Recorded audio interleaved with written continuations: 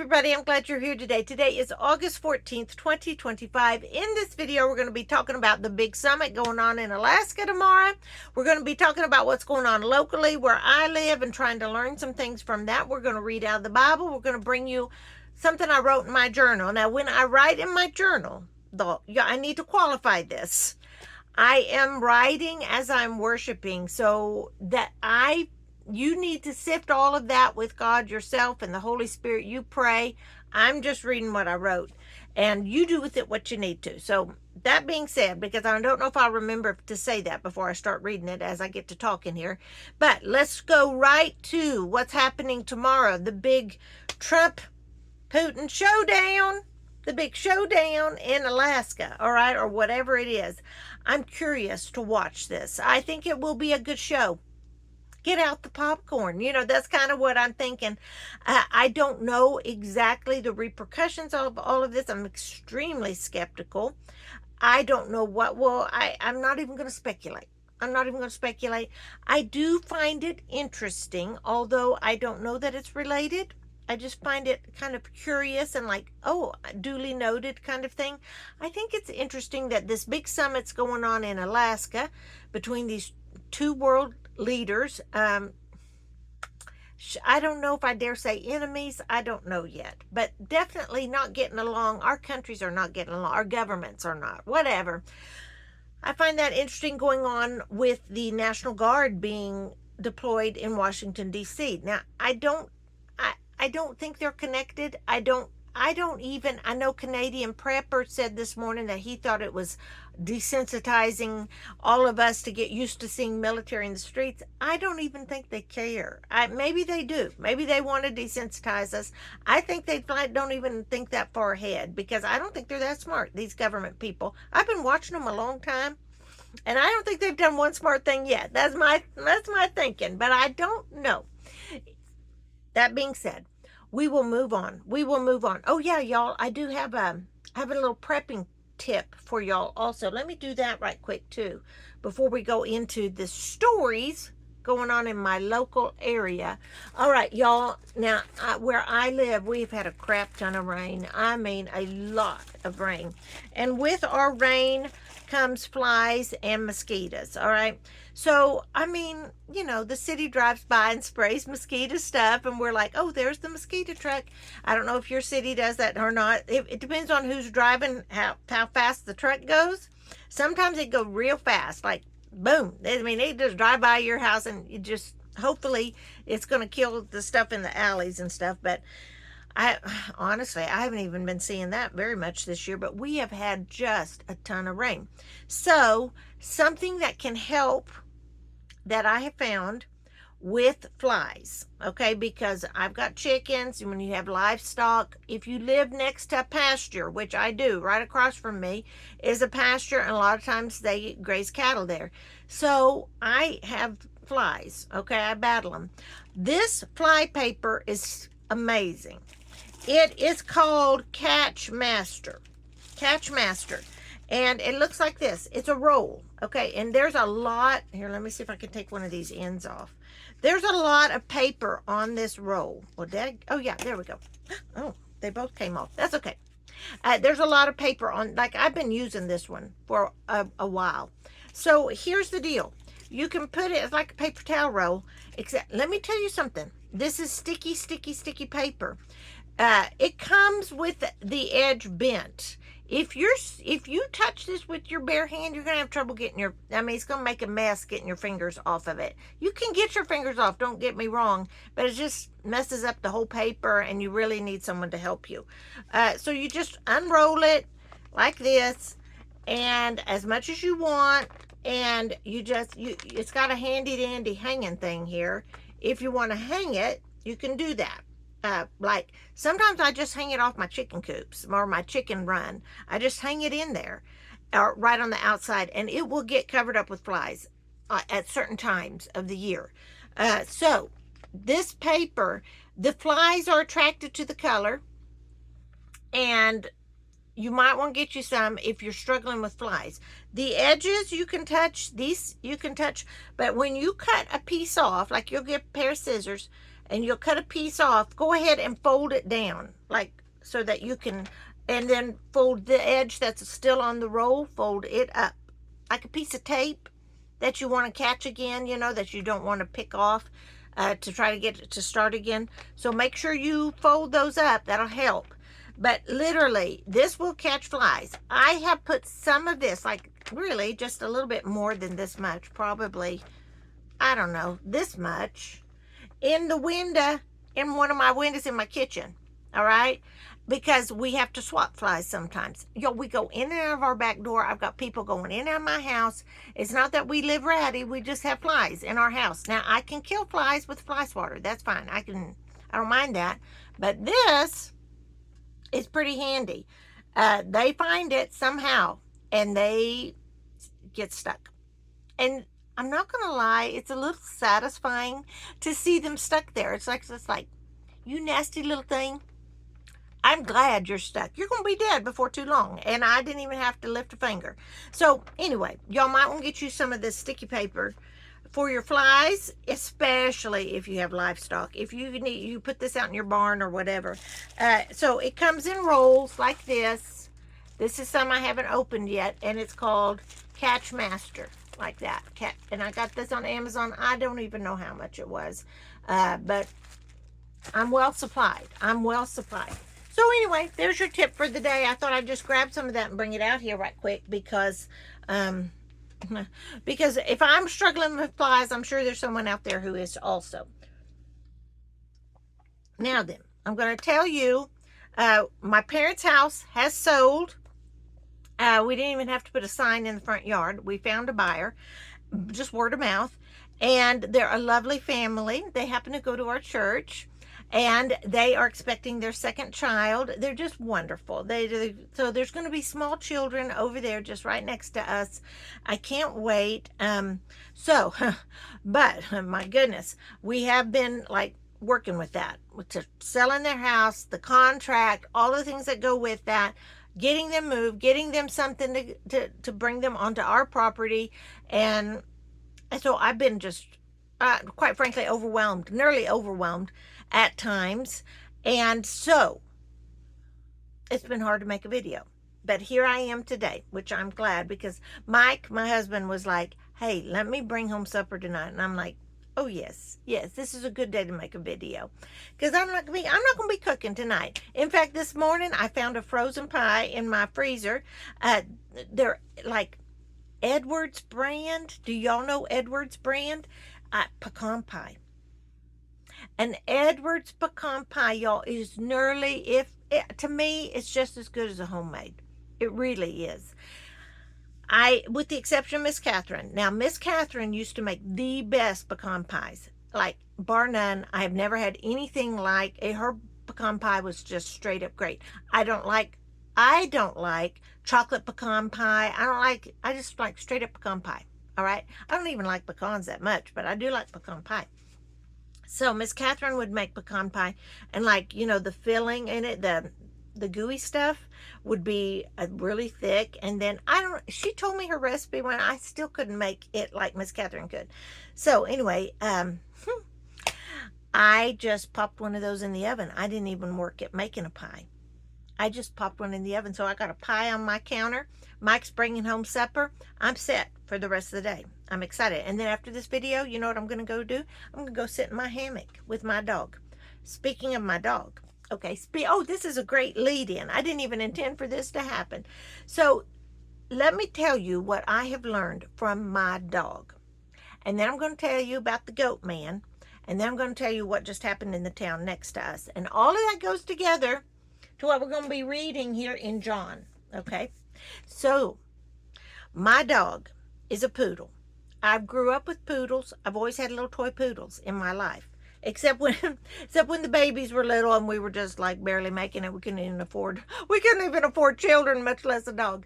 Anyway, I've always had poodles, and so Chloe is my little toy poodle, and she knows me so well. I'm the alpha.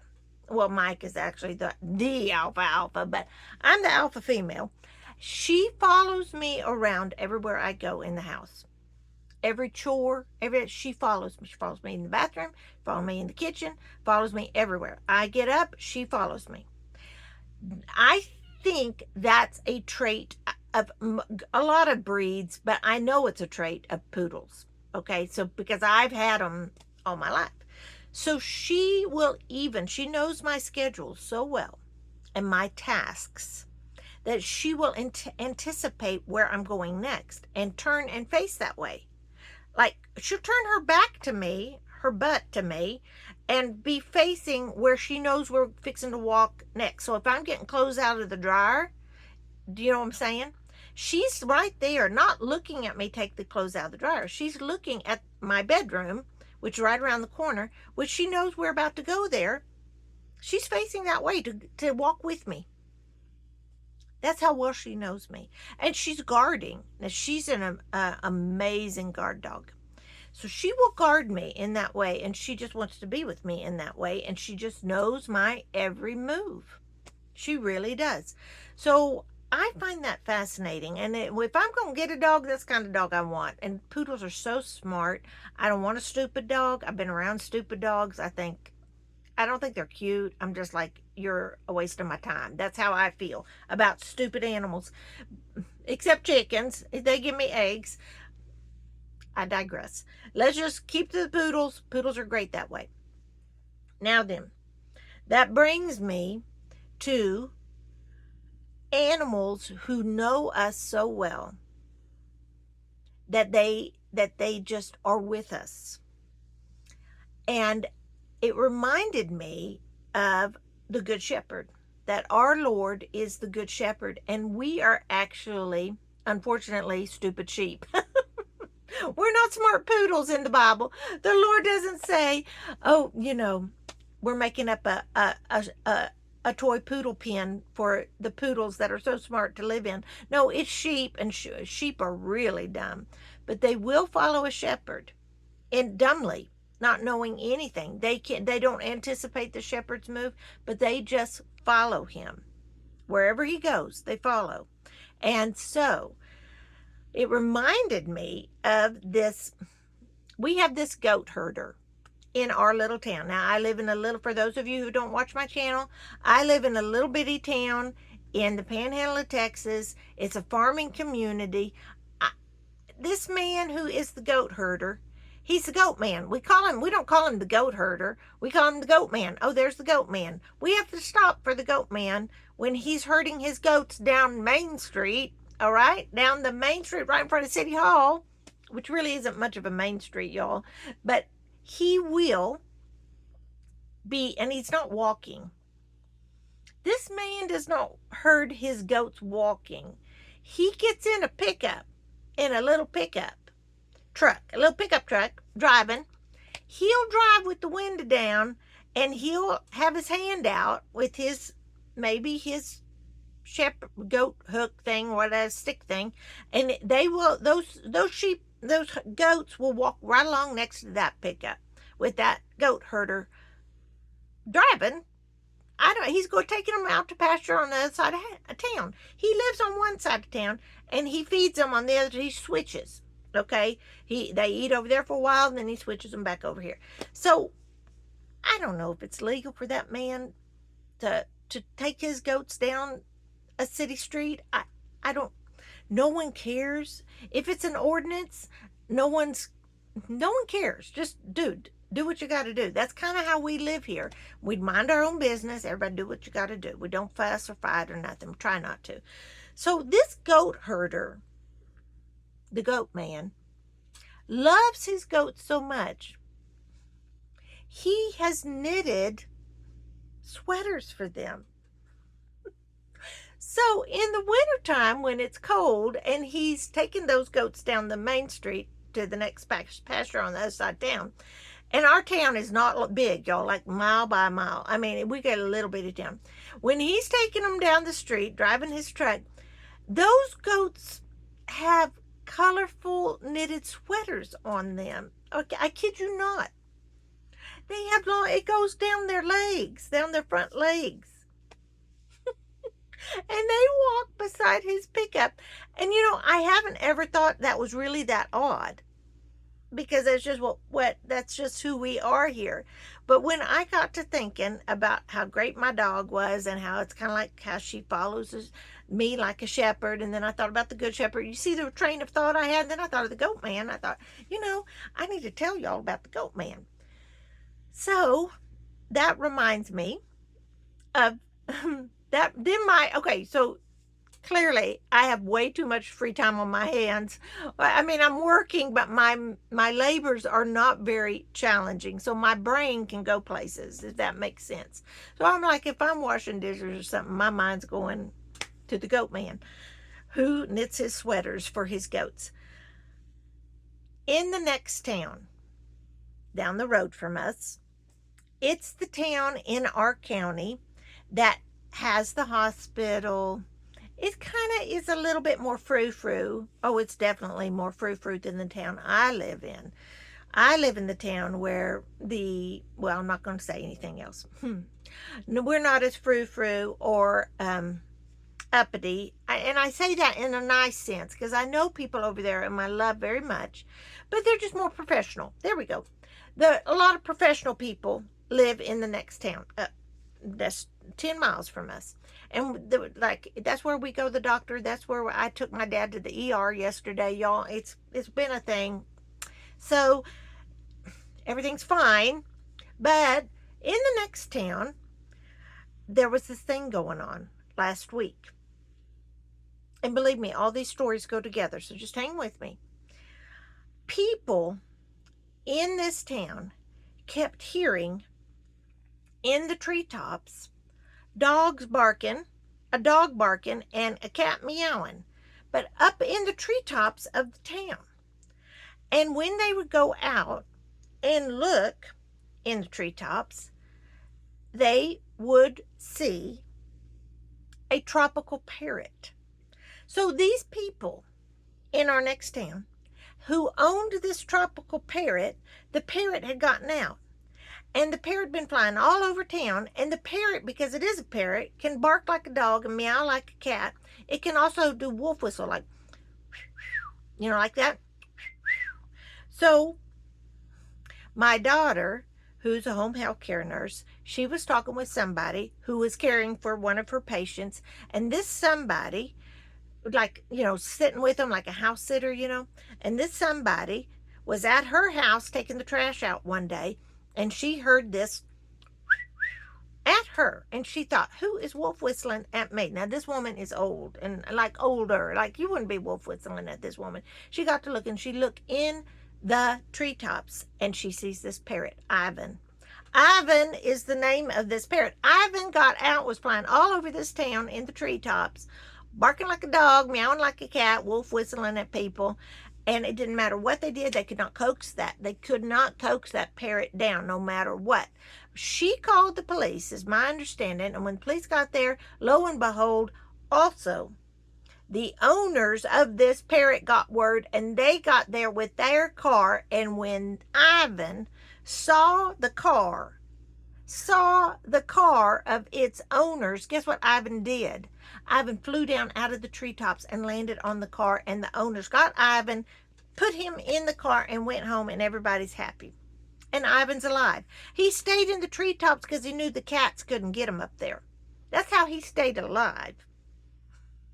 So Ivan been flying around all over the treetops in the town next to me, this tropical parrot, who we know isn't native to our habitation. Been flying all around. But when it saw its owner, it knew to go home. It recognized its owner. And I got to thinking, we recognize our shepherd like that. Those of us who believe in Jesus Christ, that Jesus is the Son of God, we know the Good Shepherd. We know that he anticipates our movements, and when we know him so well, we can anticipate his movements. Does that make sense? And when I say we anticipate his movements, in other words, we know his ways. I would never even presume to understand God. I don't understand God, but I do know what he teaches me to love. I know he teaches me to love. And so he herds us gently. He even makes us knitted sweaters, so to speak, when we're cold to protect us.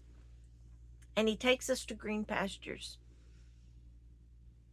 And we, who sometimes get lost and flit around in the treetops sometimes of life, so to speak, metaphor, you know what I'm saying symbolically, we flit around in the treetops of life, afraid of the cats below. But when we discover our owner, Jesus Christ, our God, is right there, we run to him. We run to him just like Ivan did. So we're like Ivan and the goat man. That is what we are like. Now, I'm going to read to you from the Bible. Oh my goodness, look at me. Let me read from the Bible, and then I'm going to read from my journal, and then we're going to be done. I didn't mean to prattle on so long, y'all. Okay, John chapter 12, verse 44. Jesus shouted to the crowds, "If you trust me, you are trusting not only me, but also God who sent me. For when you see me, you are seeing the one who sent me. I have come as a light to shine in this dark world so that all who put their trust in me will no longer remain in the dark." And he goes on to talk about other things. I suggest you read the whole chapter. But our Lord, if you know Jesus, you know God the Father. And if you know God the Father, then it doesn't matter where you're at in life, you know him. You know him. And you'll follow him. So let me read what I wrote down on August 12th, 2025.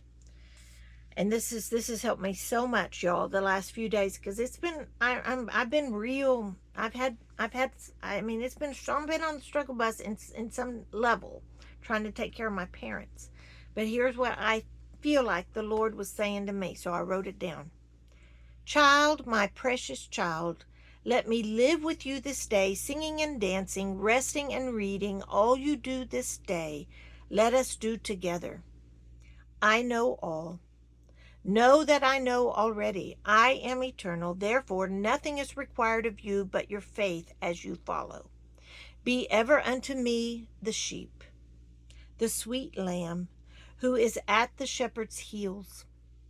Be the lamb standing unwavering as the shepherd stands, walking while the shepherd walks, running when the shepherd runs, always there with the shepherd watching for his moves that direct what he does next.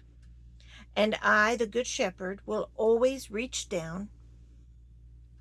I will always reach down, patting a loving assurance on you. I will pull you closer in times of threat. I will curl myself around you as you lay down to rest. I will pat you softly to say, 'Well done, sweet lamb.' I will snatch you quickly to my side when danger draws near. Be that lamb, child, that lamb that never leaves my side. All will go well." And I love that. I hope that helps somebody out there, because I know I'm not the only one with challenges. I know I'm not the only one in the treetops like Ivan, okay? So y'all do with that what you need to do. I've kept you long enough. Stay safe, America. This is Gina Lima Charlie. I'm out.